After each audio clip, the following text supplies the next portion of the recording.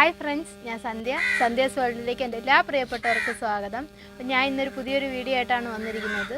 ഇന്നൊന്നും ചെയ്യുന്നതായിട്ടല്ല, നിങ്ങളുടെ ഒരുപാട് പേര് കമൻസിലൂടെ എൻ്റെ അടുത്ത് ചോദിച്ച കുറച്ച് കാര്യങ്ങൾക്ക് റിപ്ലൈ തരാനും അങ്ങനെയാണ് എൻ്റെ മറുപടിയായിട്ട് പറയാനും കൂടിയാണ് ഇന്നത്തെ ഒരു വീഡിയോ.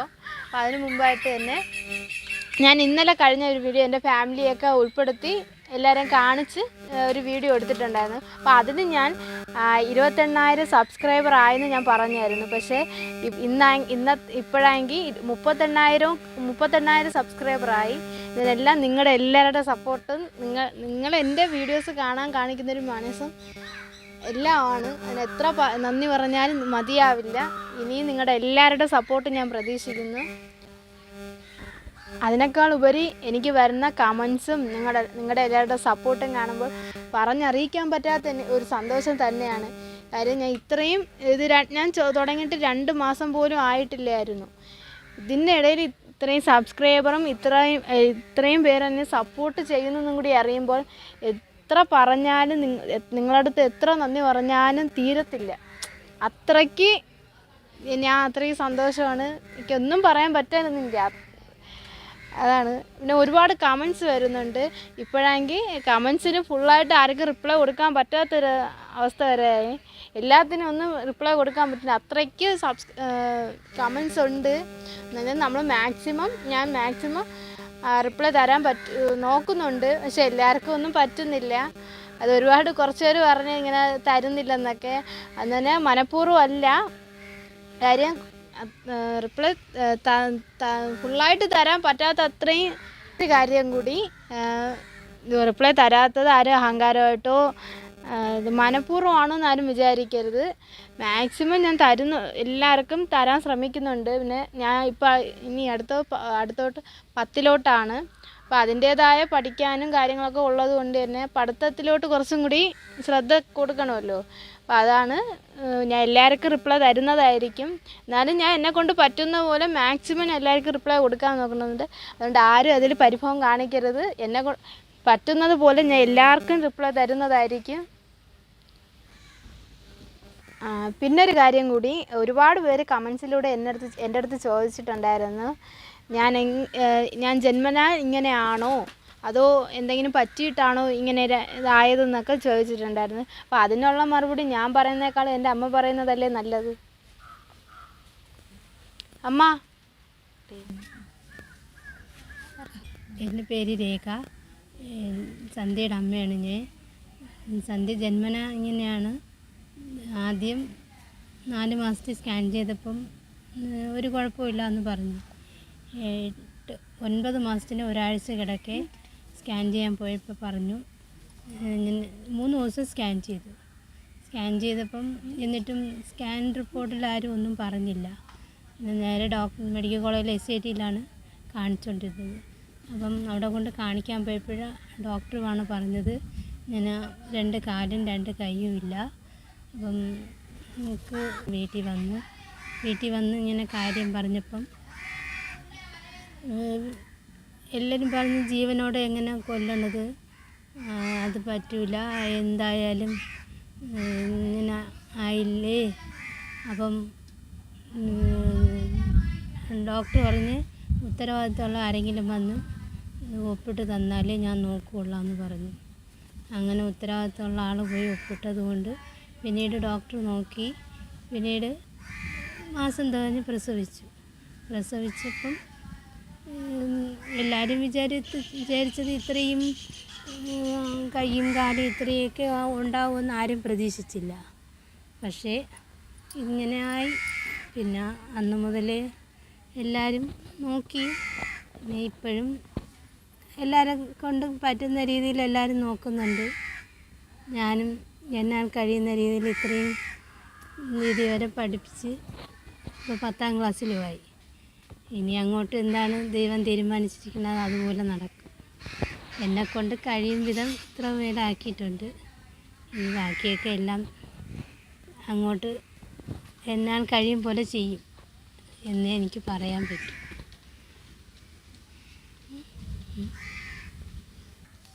അമ്മ എൻ്റെ ആദ്യം മുതലുള്ള എല്ലാ കാര്യങ്ങളും ഒരു ഏറെ പരിധി എൻ്റെ അമ്മ തന്നെയാണ് ഒരുവിധം വരെ കാര്യം നോക്കുന്നത്. പിന്നെ ബാക്കി എല്ലാവരും നോക്കും, എന്നാലും കൂടുതൽ അമ്മ തന്നെയാണ് എന്നെ നോക്കുന്നതും. എൻ്റെ അച്ഛനും നോക്കും. അച്ഛനും അമ്മയാലും രണ്ടുപേരും ഇങ്ങനെ ആണെന്നൊരു ഇതിലൊന്നും അവർ നോക്കിയിട്ടില്ല. അവരുടെ ഒരു ഇതായിട്ട് തന്നെ എല്ലാം പോലെ തന്നെയാണ്. അച്ഛനായാലും അമ്മയായാലും അങ്ങനെയൊന്നുമില്ല. അമ്മ എന്നാലും അമ്മയാണല്ലോ പറയുള്ളൂ, അമ്മയല്ലേ നമ്മുടെ എല്ലാ കാര്യങ്ങളും ചെയ്തു തരുന്നത്. അമ്മ ആദ്യം മുതൽ ഇപ്പോൾ അന്ന് തൊട്ട് ഇന്ന് വരെയും എൻ്റെ അമ്മ തന്നെയാണ് എൻ്റെ കാര്യങ്ങൾ നോക്കുന്നത്. പിന്നെ ഒരുപാട് തന്നെ മറ്റേ അറിയാമല്ലോ ഇപ്പോഴിങ്ങനെ കൂടി ആയതുകൊണ്ട് എടുക്കുന്നതും അത് അച്ഛനും അമ്മയും എടുത്ത് സ്കൂളിലൊക്കെ കൊണ്ടുപോകുമ്പോൾ ഇവിടെ നിന്ന് ഓട്ടോയിൽ കയറ്റുന്നത് അച്ഛനും അമ്മയും അപ്പനും കൂടി ചെയ്യും. ഇവർ 3 പേരെ എടുക്കും. അതുപോലെ തന്നെ അമ്മ എന്നെ കുളിപ്പിക്കുന്നതും അങ്ങനെയുള്ള കാര്യങ്ങളൊക്കെ അമ്മയാണ് ചെയ്യുന്നത്. പിന്നെ അച്ഛൻ എവിടെയെങ്കിലും പോകുമ്പോൾ എടുത്തുകൊണ്ട് പോകും, അങ്ങനെയാണ്. പിന്നെ അമ്മയെന്ന് പറഞ്ഞാൽ ഞാൻ ആദ്യമേ വരയ്ക്കുമായിരുന്നു. അപ്പോൾ എൻ്റെ വരയ്ക്കുന്നതിൻ്റെ ഒരു കഴിവുണ്ട്. അമ്മയും അച്ഛനും ആദ്യം തന്നെ വരയ്ക്കാൻ പഠിപ്പിക്കുക അവർ തന്നെയാണ് ആദ്യം പറഞ്ഞ് ആക്കിച്ചത് തന്നെ. എല്ലാ ഞായറാഴ്ചയും അവർ തന്നെ ആരെങ്കിലും ഒരാൾ നിൽക്കുന്ന സമയത്തും കൊണ്ടാക്കി തരും. അതുപോലെ തന്നെ അമ്മയും അച്ഛനും എടുത്തുകൊണ്ട് വരികയൊക്കെ ചെയ്യും. അമ്മയുടെ അടുത്തും അച്ഛൻ്റെ അടുത്തുമുള്ള സ്നേഹം അവരുടെ അടുത്ത് മാത്രമല്ല, ഒരുപാട് എല്ലാവരും നോക്കും. ഇങ്ങനെയാണെന്നൊന്നും നോക്കിയിട്ടില്ലല്ലേ എല്ലാവരും അവരെ. പിന്നെ അമ്മയച്ഛനും ഞാൻ പറഞ്ഞല്ലോ, അമ്മയച്ഛനും മാത്രമല്ല അമ്മയുടെ അനിയത്തിമാർ, അതെൻ്റെ കുഞ്ഞമ്മമാരും അച്ഛൻ്റെ ചേട്ടന്മാരും വലിയച്ഛന്മാരും വലിയമ്മമാരും, അതായത് എൻ്റെ ചേട്ടന്മാരും ചേച്ചിമാരും എല്ലാവരും അവരെ കൊണ്ട് പറ്റുന്നത് പോലെയൊക്കെ അവരെന്നെ നോക്കിയിട്ടുണ്ട്. അതുപോലെ തന്നെ എല്ലാവരും അവരാൽ കഴിയുന്നത് പോലെ എല്ലാവരും എന്നെ നോക്കുന്നുമുണ്ട്, സ്നേഹിക്കുന്നുമുണ്ട്. അപ്പം എന്നാലും അമ്മയാണല്ലോ ഏറെക്കുറെ നോക്കുന്നത്, എൻ്റെ അടുത്ത് ഇരിക്കുന്നതും ഒക്കെ. അപ്പോൾ അമ്മയുടെ അടുത്തുള്ള സ്നേഹം എത്ര പറഞ്ഞാലും മതിയാവില്ല. അത് പറയാൻ പറ്റാത്ത ഒന്നാണല്ലോ അമ്മമാരുടെ അടുത്തുള്ളൊരു സ്നേഹം. അത് പനത്തര സ്കൂളിലോട്ട് തുടങ്ങി. ഇപ്പോൾ എല്ലാവരും ഒന്നിന് ഈ വീഡിയോ ഇടാൻ തുടങ്ങിയതിന് ശേഷം ഒരുപാട് പേര് എന്നെ സ്നേഹിക്കുന്നുണ്ട്. ഒരുപാട് പേര് എന്നെ ഇതുവരെയ്ക്കും അറിഞ്ഞുകൂടാത്തവരും ഇപ്പോൾ ഒരുപാട് പേര് എന്നെ അറിയുന്നുണ്ട്, എന്നെ സ്നേഹിക്കുന്നുണ്ട്. അതിനെല്ലാം എനിക്ക് ഒരുപാട് നന്ദി. നിങ്ങളുടെ എല്ലാവരുടെയും സ്നേഹം തന്നെയാണ് ഇത്രയും ചെറിയൊരു സമയത്ത് തന്നെ ഇത്രയും സബ്സ്ക്രൈബർ ആവാൻ കാരണം. പിന്നെ ഞാൻ സ്കൂളിലെ കാര്യങ്ങളാണ്. ഞാൻ ആദ്യം പഠിച്ചിരുന്നത് ഞങ്ങളുടെ വീട്ടിൻ്റെ അടുത്ത് തന്നെയാണ്, പനത്ര എന്ന് പറഞ്ഞ WLPS പനത്ര സ്കൂളിലാണ് പഠിച്ചത്. അവിടെ ഞാൻ LKG മുതൽ 4 വരെ പഠിച്ചു. അപ്പോൾ അവിടുത്തെ ടീച്ചർമാർ അവിടെയും ടീച്ചർമാർ നല്ല ഹെൽപ്പിംഗ് ആയിരുന്നു. ടീച്ചറായാലും എൻ്റെ 2 ഫ്രണ്ട്സ്, ഞങ്ങൾ 3 പേരായിട്ടാണ് ഒരു ക്ലാസ്സിൽ പഠിച്ചത് തന്നെ. അപ്പോൾ അവരും ഹെൽപ്പായിരുന്നു, ഹെൽപ്പിങ് നല്ല ഉണ്ടായിരുന്നു. ടീച്ചർമാർ നല്ലതുപോലെ ഹെൽപ്പ് ചെയ്യുമായിരുന്നു. പഠിക്കുന്ന കാര്യത്തിലായാലും വേറെ എന്തെങ്കിലും കാര്യത്തിലായാലും ഒരുപാട് ഹെൽപ്പ് ചെയ്യുന്നു. അത് പിന്നെ ഞാൻ പനത്തര സ്കൂളിൽ മിനി ആൻറ്റി അവിടെ ഒരു അവിടുത്തെ ആൻറ്റി എൻ്റെ കാര്യങ്ങളൊക്കെ ആയിരുന്നു ആദ്യ സമയങ്ങളിൽ അവിടെ എൻ്റെ കാര്യങ്ങളൊക്കെ നോക്കിയിരുന്നത്. അവിടെ നിന്ന് പോകുന്നത് വരെ ആൻറ്റി എൻ്റെ കാര്യം നോക്കുമായിരുന്നു. പിന്നെ ഫ്രണ്ട്സ് ഉണ്ട്, അവരൊക്കെ സഹായിക്കുമായിരുന്നു. ടീച്ചർമാർ സഹായിക്കും. ടീച്ചർമാർ അവരെ കൊണ്ട് പറ്റുന്നവരെ ഒത്തിരി സഹായിച്ചിട്ടുണ്ട് കാര്യം. അത് കഴിഞ്ഞ് ഞാൻ 5ാം ക്ലാസ് തൊട്ട് ഗവൺമെൻറ് HS വാഴമുണ്ട സ്കൂളിലാണ്. 5 തൊട്ട് ഞാൻ ഇപ്പോൾ പഠിക്കുന്നതും ഗവൺമെൻറ് HS വാഴമുണ്ട സ്കൂളിൽ തന്നെയാണ്. അവിടുത്തെ ടീച്ചർമാരും നല്ല ഹെൽപ്പിംഗ് ആണ്. പിന്നെ എനിക്കവിടെ ഞങ്ങൾ നോക്കുന്ന ആയ എന്ന് പറഞ്ഞാൽ അംബിക ആൻറ്റി ഉണ്ട്. ആൻറ്റിയാണ് ഞങ്ങളെ എടുത്തുകൊണ്ട് പോകുന്നതും ഞങ്ങൾ ഓട്ടോയിലൊക്കെ ക്ലാസ്സിൽ നിന്ന് ഓട്ടോയിൽ നിന്ന് കയറ്റി ഇരുത്തുന്നത്, അങ്ങനെയൊക്കെ ആൻറ്റി ചെയ്യും. ആൻറ്റി നല്ല ഹെൽപ്പിംഗ് ആണ്. അതുപോലെ തന്നെ ടീച്ചർമാർ, അത് എത്ര പറഞ്ഞാലും മതിയാവില്ല. ആൻറ്റിയും ടീച്ചർമാരും ഫ്രണ്ട്സും അവരൊക്കെ ഒരുപാട് സഹായങ്ങൾ ചെയ്തിട്ടുണ്ട്. ടീച്ചർമാരും പഠിത്തത്തിലായാലും അങ്ങനെ എല്ലാ ദിവസവും ഒന്നും സ്കൂളിൽ പോകാൻ പറ്റുന്ന ഒരാളല്ല ഞാൻ. ഇടയ്ക്കിടയ്ക്കൊക്കെ പോകാൻ പറ്റില്ല.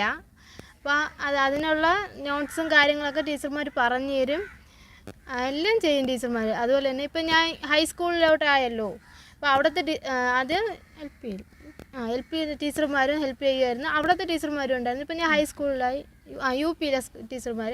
പിന്നെ ഹൈസ്കൂളിലോട്ടായപ്പം അവിടെയുള്ള ടീച്ചർമാരും ക്ലാസ് ടീച്ചറായാലും എല്ലാവരും, ഒരാളെന്ന് പറയാൻ പറ്റില്ല കാര്യം എല്ലാവരും നല്ല ഹെൽപ്പും അതുപോലെ തന്നെ ഞാൻ വരയ്ക്കുന്നതിലായാലും പഠിത്തത്തിലായാലും എന്തിലായാലും അവർ നല്ലൊരു ഹെൽപ്പ് എനിക്കുണ്ടായിരുന്നു.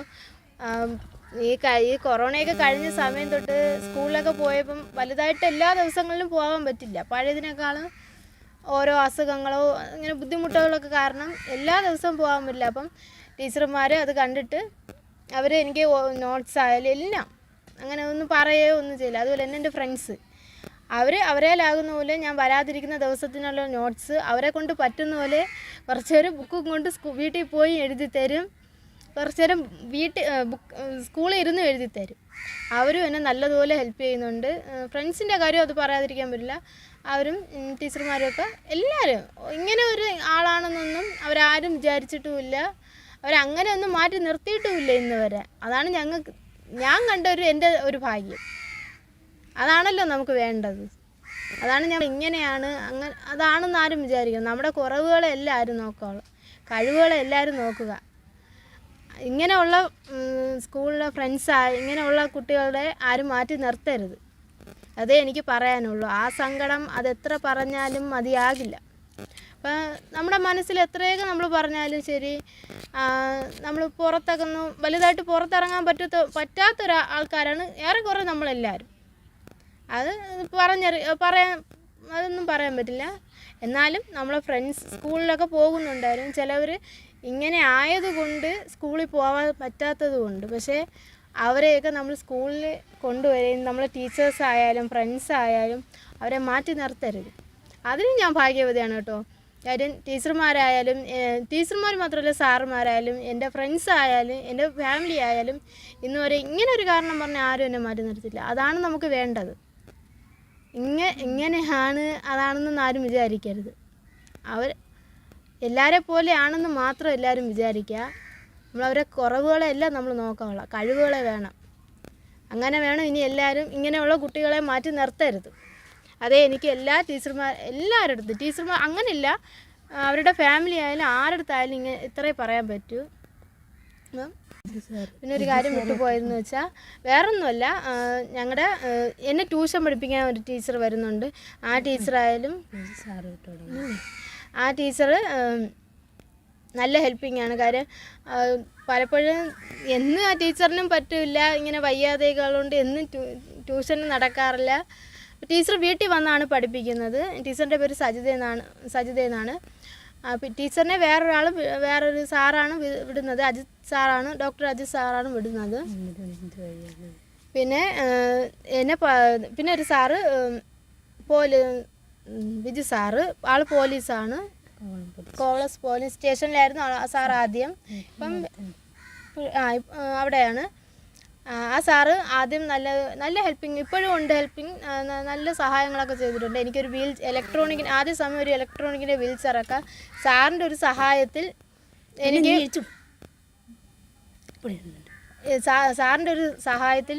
എനിക്ക് കിട്ടിയിട്ടുണ്ടായിരുന്നു. അതുപോലെ അവിടുത്തെ സ്കൂളിലെ PTA ഒക്കെ ഉണ്ടല്ലോ, അതുപോലെ അവിടെ നിന്നും ആദ്യത്തെ വീൽ ചെയർ അല്ലേ, ആദ്യം എനിക്കൊരു ഇലക്ട്രോണിക്കിൻ്റെ വീൽ ചെയർ ഞങ്ങളെ സ്കൂളിലെ PTA അന്ന് അവിടെ ഇരുന്ന PTA പ്രസിഡന്റ് സാറാണ്. ആ സാറാണ് കോവളം പോലീസ് സ്റ്റേഷനിലെ സാറ് സാറാണ്. അതെ, ആ സാറും. പിന്നെ എന്നെ ഞാൻ പറഞ്ഞല്ലോ, ഞാൻ ചിത്രം വരയ്ക്കാൻ പോകുന്നുണ്ട്. അവിടെ എന്നെ അത് വീട്ടിൽ പോയാണ് പഠിക്കുന്നത്. ആ സാറ് എന്നെ നല്ല ഹെൽപ്പിംഗ് ആണ്. സാറ് മാത്രമല്ല, സാറിൻ്റെ ഫാമിലിയും അതാണ്. സാറിൻ്റെ വൈഫായാലും അവരെല്ലാവരും നല്ല ഹെൽപ്പിംഗ് ആണ്. വയ്യെന്ന് വയ്ക്കുമ്പോൾ നേരെ സാറിൻ്റെ ഒരു ഇതെന്ന് പറഞ്ഞാൽ നല്ലതുപോലെ എന്നെ സപ്പോർട്ട് ചെയ്യുന്ന ഒരാളാണ് സാറ്. സാറിനെ കൊണ്ടാകുന്ന പോലെ സപ്പോർട്ടിങ്ങും സഹായങ്ങളും ഒരുപാട് സാറ് ചെയ്യുന്നുണ്ട്. അതൊക്കെ എത്ര പറഞ്ഞാലും മതിയാകില്ല. അവരുടെ എല്ലാവരുടെ സപ്പോർട്ടും ഹെൽപ്പിങ്ങും കൊണ്ടാണ് ഞാൻ ഇത്രമേലും ആയത്. ഇനി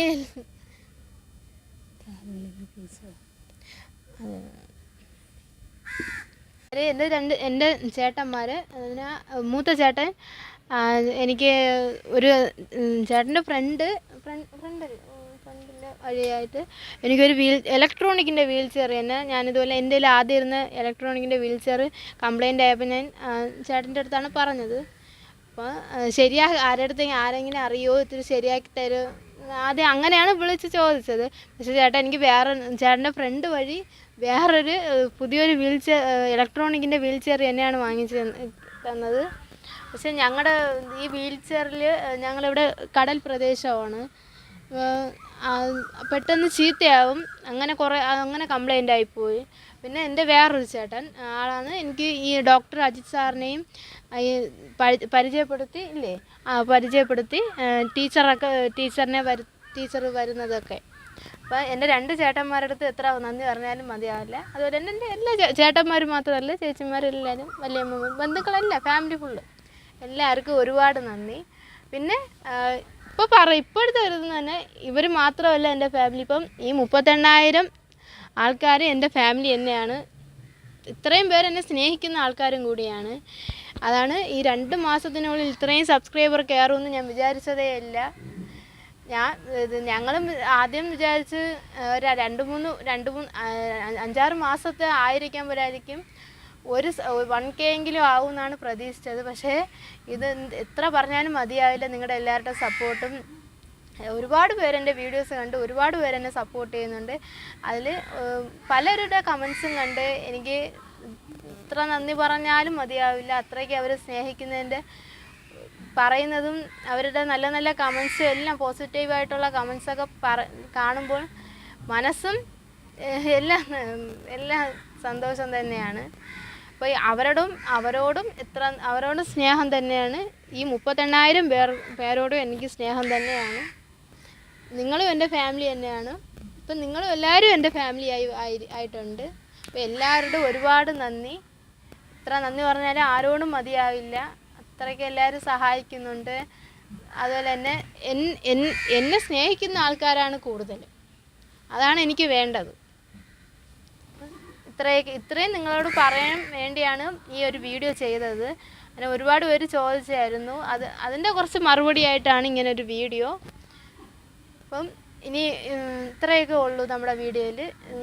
ജസ്റ്റ് ഒന്ന് പറയണമെന്ന് വിചാരിച്ച് വീഡിയോ ആയിട്ട് പറയുന്നതല്ലേ നല്ലത്. അതാണ് ഞാൻ ഇങ്ങനെ ഒരു വീഡിയോ ആയിട്ട് പറഞ്ഞത്. അപ്പോൾ അടുത്തൊരു വീഡിയോ ആയിട്ട് ഞാൻ വരുന്നതായിരിക്കും. അതുവരെയും ബൈ.